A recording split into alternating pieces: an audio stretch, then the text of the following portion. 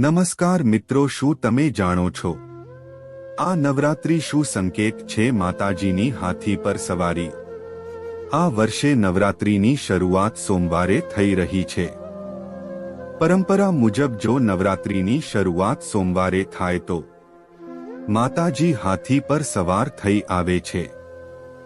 માતાજીની હાથી પર સવારી તેનો સંકેત હાથી સમૃદ્ધિ, સ્થિરતા અને ગૌરવનું પ્રતીક છે. માન્યતા છે કે જ્યારે માતાજી હાથી પર સવાર થઈ આવે છે ત્યારે જગતમાં સુખ સમૃદ્ધિ અને ધનધાન્યની વૃદ્ધિ થાય છે. આ વર્ષ કૃષિ ક્ષેત્ર માટે ખૂબ શુભ માનવામાં આવે છે, કેમ કે હાથી વરસાદ અને ઉપજાઉ ધરતીનું પ્રતીક માનવામાં આવે છે.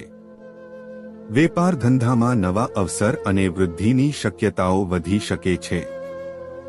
લોકોના જીવનમાં સ્થિરતા અને ઘર પરિવારમાં સમૃદ્ધિ વધે છે. મંદિરમાં જતા પહેલા આ વાત જાણવી જરૂરી. મંદિરમાં પ્રવેશ કરતા પહેલા શક્ય હોય તો હાથ પગ ધોવા. મંદિરના પગથિયા ચડતી વેળાએ જમણો હાથ પગથિયાને અડાડીને નમસ્કાર કરવા. દેવતાને જગાડી રહ્યા છીએ એવા ભાવથી ઘંટ ધીમેથી વગાડવો. દેવતાના ચરણો સામું દ્રષ્ટિ રાખીને ભાવથી દર્શન કરવા આવે છે. મિત્રો, વિડિયો સારી લાગી હોય તો અમારી ચેનલને સબસ્ક્રાઇબ કરી દેજો.